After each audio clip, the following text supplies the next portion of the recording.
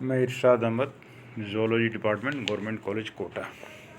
ये एक audio upload किया जा रहा है और ये ऑडियो फिशरीज या फ़िश बायोलॉजी स्टूडेंट्स के लिए काफ़ी लाभदायक होगा।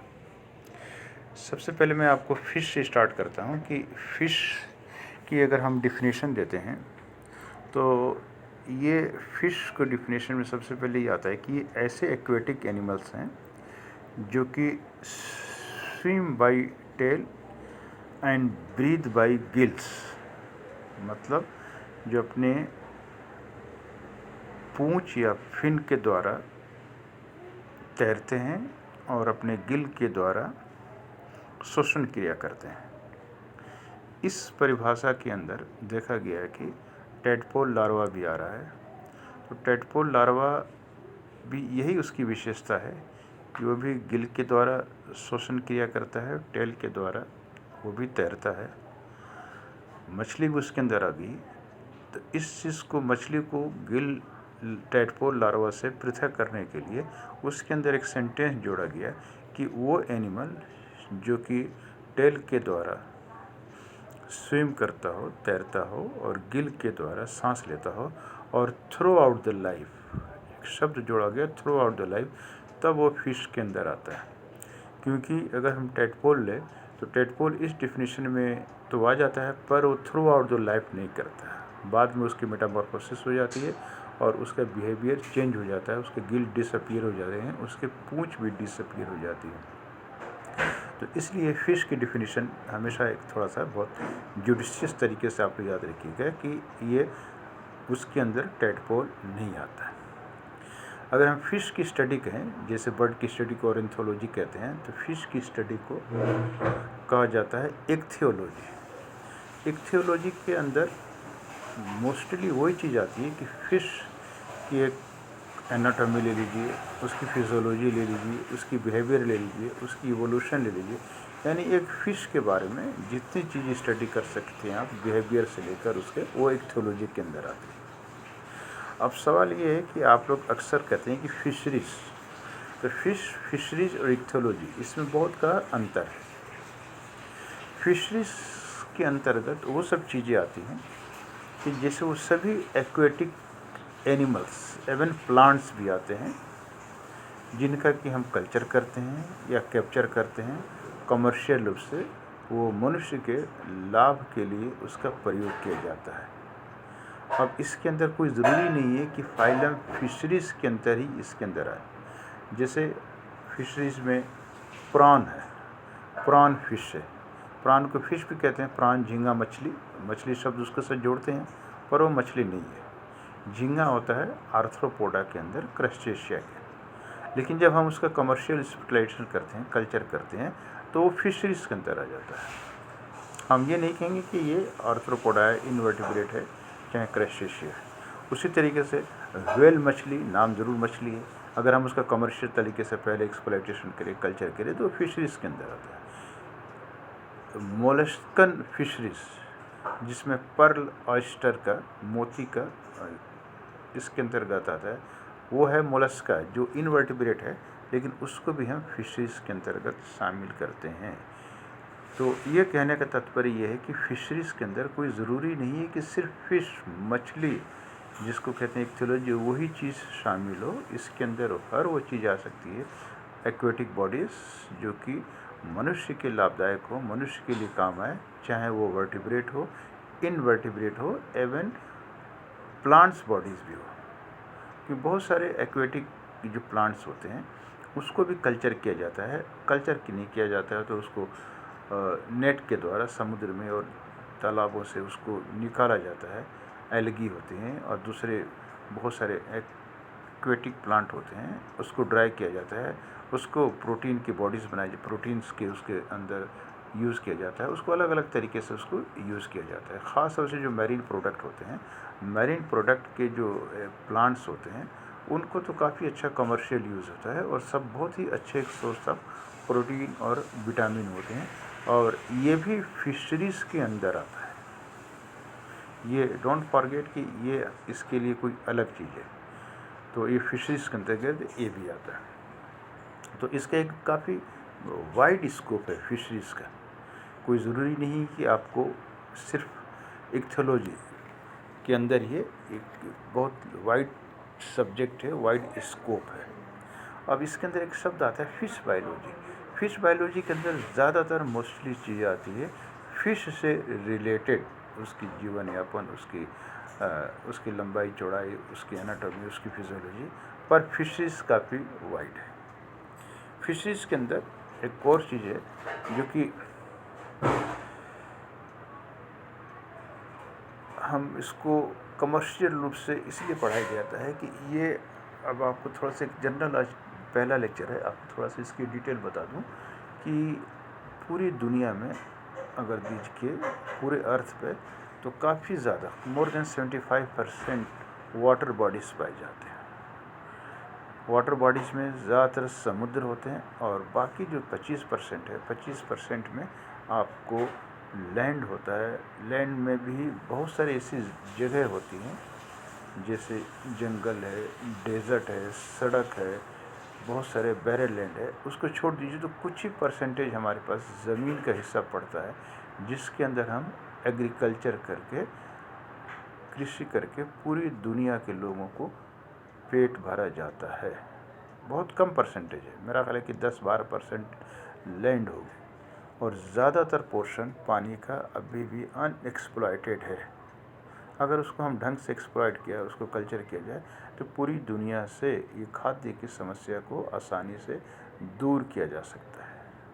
अब इसको थोड़ा सा और डिटेल में आपको बताऊं कि अब उदाहरण ले लीजिए कि एक्वेटिक बॉडीज़ के अंदर 3 तरीके के होते हैं। एक मैराइन होता है, दूसरा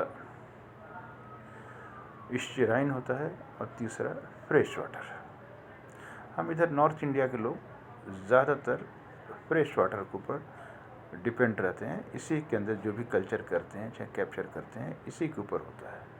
अब फ्रेश वाटर के अंदर अब 2 तरह की बॉडीज़ होती हैं। एक होती है जो कि फ्लोइंग वाटर बॉडीज़ होती है, जैसे रिवर, नदियाँ होती है, उसके अंदर water flow round the year भी होता रहता है, कई बार स्टेगनेंट भी हो जाता है, लेकिन वो उनको एक नाम दिया गया है कि लोटिक वाटर बॉडीज़। दूसरा होता है lakes and ponds. Lakes and ponds के अंदर बारिश के टाइम में ज़रूर उसके अंदर पानी का आवागमन होता है, पर उसके बाद पूरे साल वो पानी लॉक्ड हो जाता है और वो एक्वेटिक बॉडीज़ को हम दूसरे शब्दों में, साइंटिफिक लैंग्वेज में, लेंटिक वाटर बॉडीज़ कहते हैं। 2 तरह की बॉडीज़ हो गई फ्रेश वाटर में, लेटिक और लोटिक। इन दोनों की स्टडी को, अगर हम इन दोनों की स्टडी करें तो इन दोनों की स्टडी को एक कॉमन वर्ड दिया जाता है, लिम्नोलॉजी। ये सारे टर्म्स इसलिए है कि सारे फिशरी से रिलेटेड है। लिम्नोलॉजी एक ऐसा वर्ड है कि जिसके कहते हैं study of lakes, ponds, even rivers भी इसके अंदर आ जाते हैं। हालांकि लोटिक वाटर को कम ही स्टडी करते हैं, लेकिन लेंटिक वाटर की complete study of lakes and ponds को लिम्नोलॉजी कहते हैं। लिम्नोलॉजी की आवश्यकता इसलिए पड़ती है कि अगर हम कहीं पर फिशरीज़ का अगर हम कल्चर करते हैं तो उस लेक की पूरी बायोटिक, एबायोटिक सारे स्टडी होना ज़रूरी है। बायोटिक के मतलब कि उसके अंदर कौन कौन से एनिमल ऑलरेडी प्रेजेंट है और वो एनिमल की प्रेजेंस इस बात पर डिपेंड करती है कि अगर आप उसके अंदर फ़िश कल्चर करें तो फ़िश सीड डालेंगे, फिश सीडलिंग, फिंगरलिंग्स, उसको फिश के बच्चों को ये सब नाम दिया गया, फ्राइज, फिंगरलिंग्स, अगर उसके अंदर डालें तो ऑलरेडी अगर उसके अंदर प्रीडेटर है तो वो उसको खा जाएंगे। उनके प्रीडेटर्स में क्या होते हैं, जैसे फ्रॉक्स होते हैं, कार्निवोरस फिशेस होती है, ख़ास तौर से कैट फिशेस, वेलेगो, अट्टू, मिस्टर सिंघाड़ा, जो सब चीज़ें हैं। इसके अलावा स्नेक हेड फिश, अगर ये ऑलरेडी उसके अंदर रहती है तो आप उसके अंदर फ़िश का कल्चर बहुत मुश्किल होता है, क्योंकि सारे के सारे फ्राइज, फिंगरलिंग यानी अंडे बच्चे जो आप उसके अंदर डालते हैं कल्चर करने के लिए, सब उसको खा जाएगी, डिवोर कर जाएगी। इसलिए बायोटिक स्टडी ज़रूरी है। ये बायोटिक में केमिकल स्टडी, और केमिकल स्टडी के अंदर उसके पूरे के पूरे उसके अंदर कितने ऑक्सीजन कंसंट्रेशन है, उसके अंदर कार्बन डाइऑक्साइड की क्या रेल, उसके नाइट्रेट कितने हैं, नाइट्राइट कितने हैं, फॉस्फेट कितने हैं, ये सब का एनालिसिस ज़रूरी होता है अगर हम उसका कल्चर करना शुरू करते हैं। क्यों ज़रूरी होता है आपको थोड़ा सा ब्रीफ में बता दें कि जैसे आप उसके अंदर फॉस्फेट है, नाइट्रेट है, अगर इसकी क्वांटिटी बढ़ती है तो ये दोनों चीज़ें ऐसी होती है कि एल्गी को डेवलप करने के लिए एक बहुत अच्छा न्यूट्रिएंट्स होती है। इसकी क्वांटिटी बढ़ते ही एल्गी की क्वांटिटी बढ़ जाएगी। एल्गी की क्वांटिटी बढ़ जाएगी तो आप तो ये कहेंगे कि ठीक है ये प्राइमरी प्रोड्यूसर है, इनको मछलियाँ खाएगी, सेकेंडरी प्रोड्यूसर बढ़ जाएगा। लेकिन ज़्यादातर जब एल्गी डेवलप हो जाती है तो उस लेक पॉन्ड के अंदर एल्गल ब्लूम बना लेती है।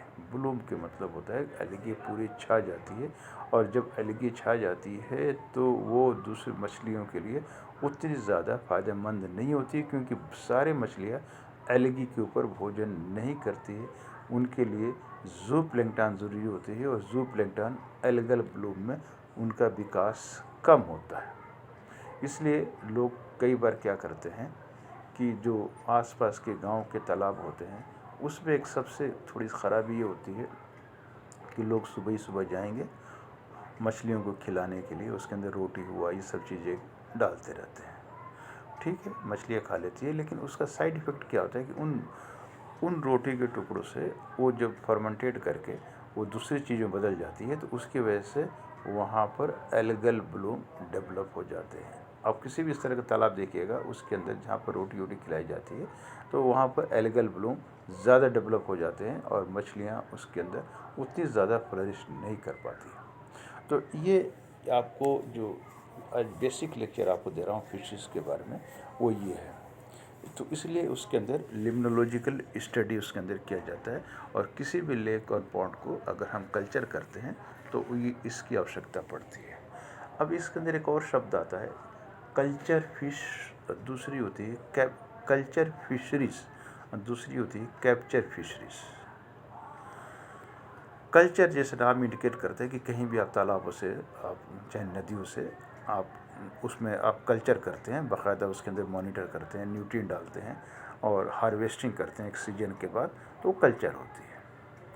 कैप्चर फिशरीज उसको कहते हैं कि आपने कुछ नहीं किया, नदी तालाब फ्लो है, बारिश पे अपने से बहती रहती है, और आपने गए और अपने नेट डाल देते हैं आदमी, और नेट डालने के बाद जो भी फिशेज़ को कैप्चर करते हैं उस कैप्चर फिशेज़ के अंदर आ जाती है।